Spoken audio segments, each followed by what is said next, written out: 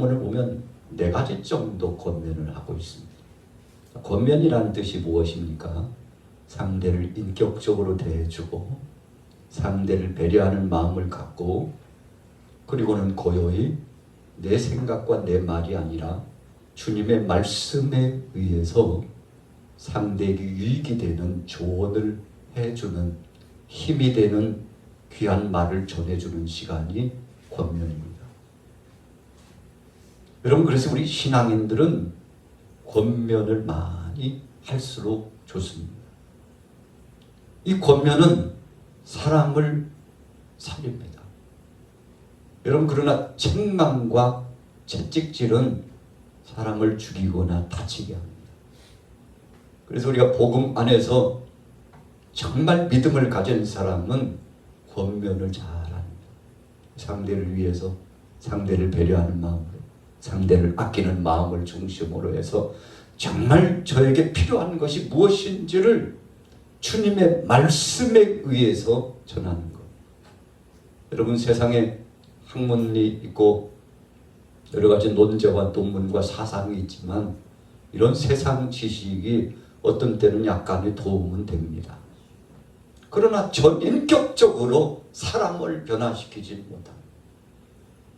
여러분, 그래서 대학원을 또 박사학위를 받았다고 그래서 또 소유하고 있는 자격증이 많아가지고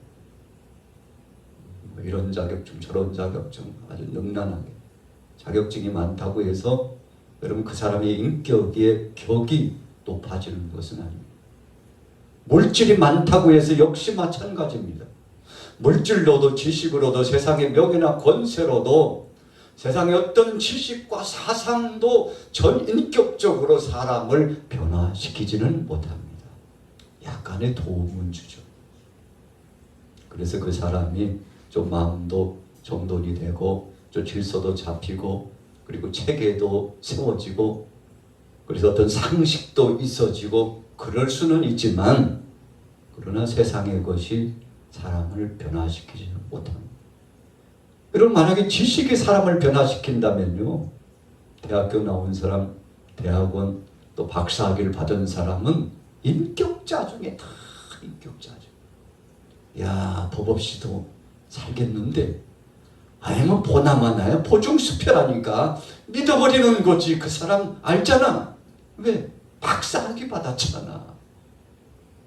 여러분, 그런데 오히려 그 지식이 더 그 사람을 망가뜨리고 그 지식 때문에 사람들에게 해를 끼치는 예가 굉장히 많이 있을 수 있습니다. 여러분, 그래서 지식이 사람을 변화시키지 못합니다. 지식이 우리를 행복하게 해주지 못합니다. 두 번째는요, 물질 어떻습니까?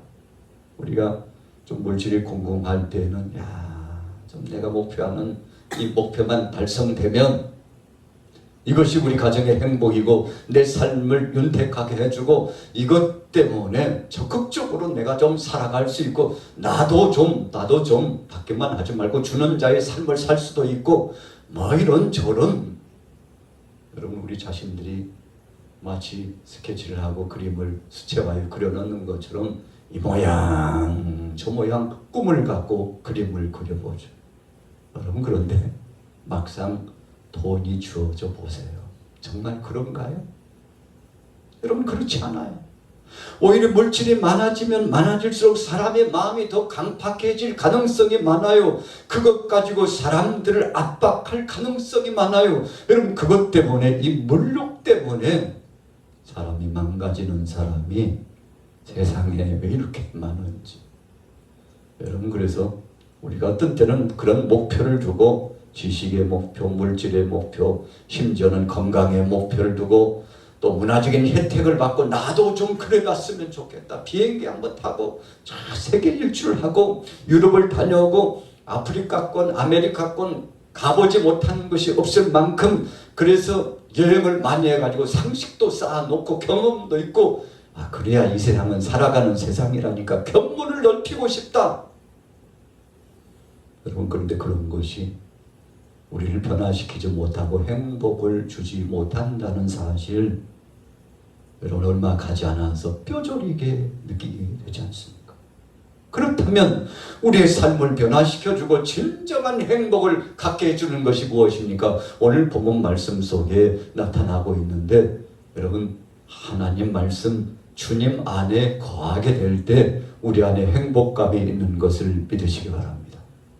첫사람 아담이 하나님의 그 손길에 따라서 흙으로 지음을 받고요, 하나님께서 아담을 지으시고 그 코에 후하니 생기를 불어넣으셨어요. 그랬더니 생명이 되었습니다. 참 역동적으로 활동도 하고 하나님의 거룩한 형상을 닮았기 때문에 그 모양새며 마음씨가 참 아름다웠습니다. 그러나 하나님은 아담 혼자 있는 것이 좋지 못하고 생각하여 그를 깊이 잠들게 한 다음에 갈빗대를 취해서 여자인 하와, 이브라고도 하죠, 여자를 만들어서 붙여주었더니 아담이랑 더 행복하고 기뻐하는 거예요. 그래서 그때부터 남과 여가 만나서 가정을 이루고 살아가게 되지 않았습니까? 여러분, 그래서 우리 인생들은 하나님께로부터 우리의 삶이 시작되었습니다. 하나님 말씀에 의해서 행복이 출발되었습니다. 여러분, 그래서 우리가 가장 행복한 순간은 하나님을 만났을 때입니다. 오늘 여러분들이 그 은혜를 더 깊이 체험하게 되기를 예수님의 이름으로 축복합니다. 세상의 노래는 잠깐 우리에게 위로를 줄 수 있습니다. 세상의 기쁨과 세상의 환희를 느낄 수 있는, 그래서 육체적인 것을 만족시켜주고 정신을 만족시켜주고 이 마음을 만족시켜줘서 그것이 충족되면 미소가 머금어지고, 그리고 그것들이 충족되면 야, 이제 뜻을 이루고 꿈을 이뤘다고 하는데, 여러분, 하루도 못 가가지고 우리가 불행해지고 있다는 사실을 기억하는데, 왜 그렇습니까? 하나님께로부터 온 근본적인 것이 우리 속에 없기 때문에 그렇습니다. 그래서 오순절날 마가다락방에 120명의 제자들이 성령 받기 전에는 여러분 3년 동안 예수님 따라다녔는데도 제자답게 살지 못했습니다. 우리가 신앙생활 하면서 종종 30년, 40년, 50년 신앙생활했어도 교회를 많이 다녔는데도 불구하고 직분도 받았음에도 불구하고 여전히 세상 사람들과 별반 다르지 않은 사람들이 꽤 많이 있습니다. 참 아이러니하잖아요. 고민이 생겨요. 아니, 어떻게 저렇게 될 수가 있지? 믿는 사람이나 믿지 않는 사람이나 오히려 믿는 사람이 더 악한 것 같아. 어떻게 저렇게 된 거야? 어쩌다가 저렇게 된 거야? 여러분, 이유는 간단합니다. 우리 같이 따라하겠습니다. 성령 안에 주님의 은혜를 체험하지 않았기에. 여러분, 그냥 간단한 말로 표현하면 성령 충만한 은혜 세계를 경험하지 않았기 때문에 그렇습니다. 여러분, 성령 체험하지 않고 은혜 체험하지 않아도 신앙생활 할 수 있습니다. 무엇으로 신앙생활 합니까? 여러분, 종교심으로 신앙생활 합니다. 그래서 믿음의 사람들을 보면 두 부류로 나눠집니다. 한편은 종교심. 종교심이라고 하는 것은 어떤 의지의 대상이 하나 있었으면 좋겠다. 그래서 기도하다 보니까 마음이 위로도 받고 또 공동체 참여하다 보니까 공동체 의식도 생기고 시간이 지나다 보니까 직분도 받고 아이고, 교회 생활이라는 것이 이런 것이구나 하고 익숙해져 가지고 습관처럼 시간이 되면 성전에 나가 예배당에 나가서 예배는 하지만 그러나 이 속에 주님이 성령으로 인격적으로 들어와 계시지 않기 때문에 주님이 나를 위하여 십자가상에 못 박혀 죽으신 그 은혜가 은혜로 받아들이지 않아요. 그럼 지식으로는 받아들일 수 있습니다. 그러나 은혜로 받아들이면 여러분, 지식은 비교할 수 없을 만큼 감격스러움이 이 안에 젖어듭니다. 그래서 그때부터는 인격적으로, 이전에는 어떤 사람에게 어떤 환경에 어떤 조건에 끌려서 신앙생활했는데 인격적으로 성령의 역사를 체험하고 사랑의 예수님이 성령 안에 우리 속에 들어와 좌정하시면 여러분, 그때부터 누가 시키지 않았는데도 감사하고 주님 앞에 영광 돌리고 어떤 환난과 핍박이 오고 어려움이 와도 주님을 부정하지 않고 하나님은 살아계시다고 하고 주님의 영광을 위하여 죽도록 충성하고, 어떤 모욕을 당하고 수치심을 당해도 주님은 나를 위하여 그보다도 더 큰 수치심과 모욕을 당하셨는데 이쯤이야 제가 이겨내야죠, 이쯤이야 제가 이겨야죠 하고 여러분 주님 앞에서 오히려 눈물을 머금으면서 간절하게 주여 이 핍박을 당하게 된 것을 감사합니다. 우리 같이 따라해보겠습니다. 주님을 위하여 핍박당한 것이 감사합니다. 여러분, 이런 신앙의 수준까지 이르르고 있습니까? 아니면 그 고개를 넘다가 넘지 못하고, 아니 내가 누군데 나한테 그렇게 함부로 말해? 나도 신앙생활 할 만큼 했다니까, 나도 인생 살 만큼 살았다니까, 당신 도대체 뭔데 내게 그렇게 악대하는 거야? 뭐 등등등등요. 이 핑계, 저런 조건, 저런 상황 따져 물으면서 적개심을 품고 보복의 감정을 갖고 여러분 마치 원수처럼 되어가지고 쩔쩔매면서 그것에 매어서 여러분 그것이요 마음을 사로잡고, 그것이 정신을 사로잡고, 그것이 생각을 지배하고 삶을 지배해가지고 하루 살아가는 것이 지옥과 같은 삶을 살아가는 자가 혹시 있습니까? 여러분, 왜 그런 것입니까? 중심으로 사랑의 주님이 십자가의 은혜를 통하여 이 속에 오시지 못했기 때문에 그런 겁니다. 여러분, 그래서 예수님이 그러셨잖아요. 주여 주여 하는 자마다 다 천국에 들어갈 것이 아니요. 우리 따라해 보겠습니다. 내 아버지의 뜻대로 행하는 자가 들어가리라. 여러분, 주님이 아주 의미 있는 말씀을 주신 겁니다.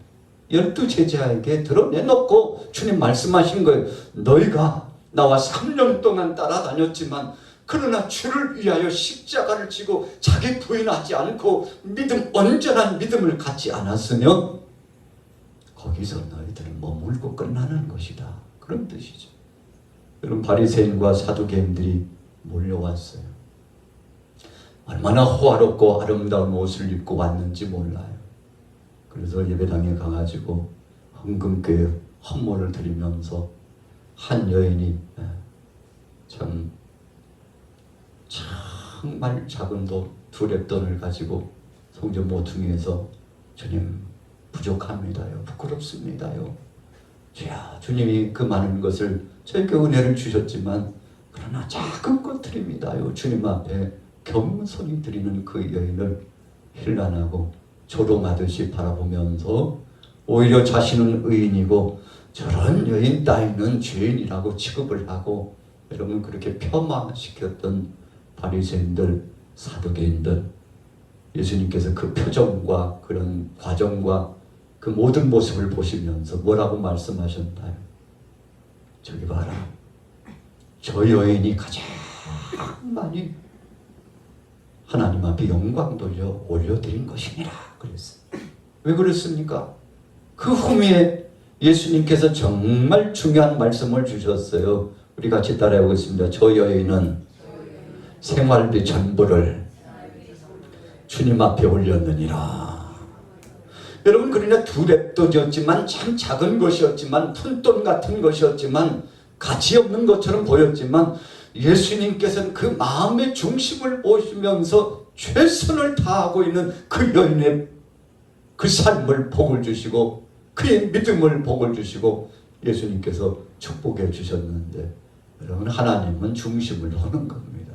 그래서 우리는 두려운 거예요. 우리가 하루 일상을 살아가면서 우리의 일거수일투족을 다 하나님이 감찰해 보시기 때문에 우리는 주님 앞에서 거룩한 자가 되기를 소원합니다.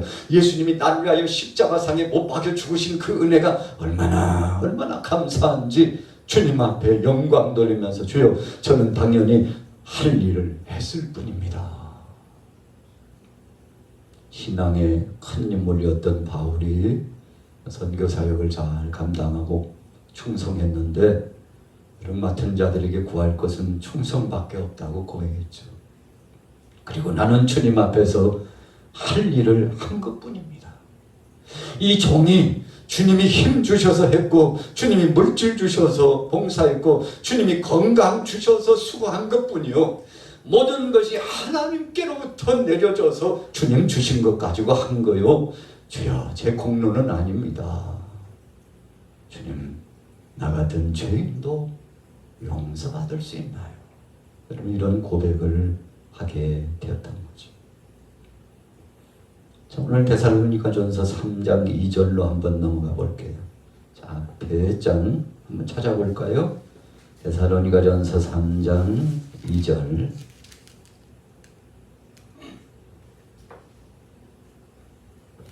같이 우리 3절까지 읽어보겠습니다. 시작.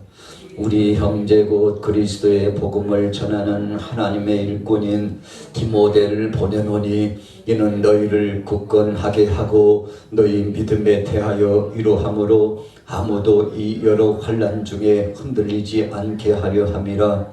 우리가 이것을 위하여 세움을 받은 줄을 너희가 친히 알리라. 우리 같이 따라해 보겠습니다. 하나님의 일꾼, 하나님의 일꾼. 여러분, 저와 여러분들은 하나님의 일꾼입니다. 또 뭐라고 말씀했습니까? 하나님의 동역자라고 했습니다. 우리 고린도 교회 문제를 참 맞닥뜨려져 가지고 교회를 보니까 참 어수선하고 답답해요. 그래서 문제가 뭔가 봤더니 다 각각 자기 잘났다고 하고 있었어요. 그리고 파당이 생겨가지고 베드로파, 바울파, 아볼로파, 또 어떤 파는 예수파, 이 파당이 생겨가지고 참 큰일 났어요. 원인이 도대체 뭔가 그랬더니 바울이 깨달았어요. 나 때문이구나, 나 때문이구나. 그래서 바울이 먼저 자기를 부정하기로 결심했습니다. 그래서 주신 말씀, 선포한 말씀이 이런 메시지를 전했죠. 여러분들, 내가 복음을 가지고 심은 거 맞습니다. 다 여러분들 인정하시죠? 저도 인정합니다. 또 여기 우리 동역자 아볼로 한번 보세요. 아볼로가 얼마나 열심히 수고하고 헌신하고 물을 주었는지, 나는 그냥 심기만 하고 타 지역권에 가가지고 선교 사역을 감당했는데 이 충성된 중엔 아볼로가 열심히 물을 주고 갖고 와가지고 우리 고린도 교회가 이만큼 그래도 하나님의 은혜 가운데 누리게 되었는데, 여러분 1번과 2번 저와 아볼로 생각하는 그 마음이 있습니까? 그러나 그거 여러분들 지워야 합니다. 여러분들 그 마음 지우지 않으면 안 됩니다. 그러면서 결론으로 주신 말씀이, 나는 심었고 아볼로는 물을 주었지만 그러나 자라나게 하신 분이 누굽니까? 그랬어요. 그랬더니 여러분, 모든 사람들이 그렇게 대답했을 것이라고 생각합니다. 여러분, 편집거리기 때문에 제가 조금 직설적으로 바꿔가지고 표현한 것이, 물었어요. 고린도 교회 성도들에게. 여러분, 그러면 누가 자라나게 했을까요? 봄에 씨를 파종하고 여름을 지나고 가을이 되었는데 곡초들이 열매를 풍성하게 맺었는데 이 풍년을 주신 분이 누굴까요? 이렇게 선언했어요. 자, 아무도 대답을 못했겠죠. 그때 뭐라고 선언한 겁니까? 우리 같이 따라해 보겠습니다. 하나님이 하신 겁니다. 여러분, 고린도 전서 후서를 보십시오. 이런 명언의 말씀이 없어요. 그렇구나. 바울이 했다고 생각하는 사람들이 거기에 또 뭉쳐있어요. 아볼로가 했다고 생각하는 사람이 거기에 뭉쳐있어요. 저쪽 뒤쪽 편에는 베드로가 했다고 생각하는 사람이 뭉쳐가지고 베드로에게 세례받은 사람 모여봐. 큰일 났네요. 나중에 결론이, 여러분, 그러나 모든 것을 강건케 하고 자라게 하시고 영광을 받기에 합당하신 분이 누굽니까? 그러면서 하나님이시라고. 여러분들 머릿속에서 그거 지우지 않으면, 자기 공로와 자기 자아를 지우지 않으면 그것이 올무가 돼가지고 언젠가는 여러분들을 지옥불로 떨어뜨리는 저주거리가 될 수 있다는 것입니다. 여러분, 이런 결론을 선포하는 것. 그거 버리지 않으면, 그 영광 버리지 않으면, 그거 버릴 때까지 하나님께서 불로 사르시고, 그거 버릴 때까지 물로 씻어내시고, 그거 버릴 때까지 하나님이 기다리신다는 것이 아주 중요한 말씀 아닙니까? 여러분, 오늘 본문으로 돌아가 보십시오. 우리는 데살로니가전서 4장 1절부터 18절까지 주신 말씀에는 네 가지가 나와 있어요. 첫째는 거룩함입니다. 예수 그리스도로 거룩해지라는 것입니다. 두 번째로는 형제 자매 간에 서로 사랑하라는 것입니다. 세 번째는 무슨 말씀을 주시고 있습니다. 열심히 무슨 말씀입니까? 열심히 일을 하라고 권면을 했습니다. 여러분, 이 특징적인 말씀을 쫓아서 사랑하는 동역자들이 다시 한번 자기 자신들을 점검하고 믿음 안에 설 줄 아는 자들이 된 것이죠. 그리고는 마지막에는 어떤 말씀으로 주시고 있습니까? 부활의 소망. 여러분, 우리가 거룩해지는 것은 주님 앞에서 겸비하여 구원받는 반열에 속하고 주님의 사랑하는 자녀가 됐다는 증거이고, 그리고는 구원받은 자녀답게 서로 사랑하는 것은 마땅한 것이고요. 세 번째로 사랑을 실천하는 그 믿음의 사람들이 열심히 서로 협력하여 수고하고 헌신하여 주님의 몸된 교회를 세워나가는 것도 마땅한 일이지만, 이렇게 3요소를 가지고 열정을 가진 믿음의 사람들을 주님께서 장차 책임져 주시는데 어떻게 해요? 부활의 영광을 체험하는 그날에 각 사람들에게 분명히 생명의 면류관, 의의 면류관, 자랑의 면류관, 영광의 면류관, 썩지 않는 면류관으로 함께 해주시는 그 부활의 영광스러운 소망의 때가 올 것이라고 말씀해 주시고 있다는 것입니다. 자, 결론의 말씀일까요? 자, 우리 같이 한번 13절 말씀 같이 읽어보겠습니다. 4장 13절 시작. 형제들아, 자는 자들에 관하여는 너희가 알지 못함을 우리가 원하지 아니하노니 이는 소망 없는 다른 이와 같이 슬퍼하지 않게 하려 함이라. 부활의 메시지입니다. 우리 기독교인의 신앙의 삶은 그 최고봉이 부활입니다. 여러분, 이 세상에서 삶이 그냥 이걸로 끝난다면 얼마나 초라할까요? 그래서 고린도서의 말씀에도 세상에 부활이 없다면 가장 불쌍한 사람은 여러분들과 저입니다. 바울이 그랬어요. 여러분, 우리가 부활을 믿고 있는데 부활이 없다면, 다시 사는 것이 없다면 우리 크리스찬들이 세상에서 가장 불쌍한 자일 겁니다. 여러분, 부활을 믿지 못해서 그랬을까요? 아닙니다. 실증적으로 주님이 첫 부활의 열매를 주신 것처럼 우리에게 부활의 선물을 주실 수 없어서 그런 겁니까? 아니에요. 너무나 확실하기 때문에. 그래서 부활이 없다면 우리는 가장 불쌍한 자라고. 왜 그렇습니까? 다가올 다음 그 은혜의 세계 천국을 소망하면서 모든 것을 내려놨잖아요. 어떤 때는 세상의 그 모진 유의와 유혹의 역사를 내려놓고요. 세상에서 세상 사람들이 말하는 것처럼 아이고 나도 좀 누려보자, 즐겨보자 했던 것들. 믿음 생활하다 보면 절제해야 되는 거 꽤 많지 않습니까? 절제하고 사는데 참 보니까 예수 믿는 사람들 참 불쌍해.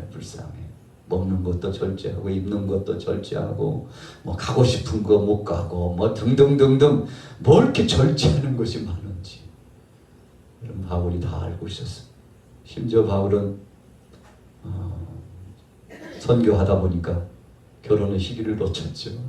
주님의 섭리와 뜻으로 인정했습니다만 결혼하지 않고 마지막 주님 부르시는 그날까지 충성하면서 복음을 증거하다가 목회자로서 또 선교사로서 사역을 마쳤습니다만 여러분 누구나 똑같은 것은 아닙니다.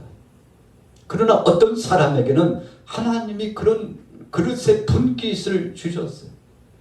어떤 사람에게는 전혀 다른 사명을 주셨어요. 어떤 사람에게는 이해할 수 없는, 우리가 생각밖에 측량할 수 없는 주님이 정해주신 탤런트의 그의 삶이 있더라는 것이죠.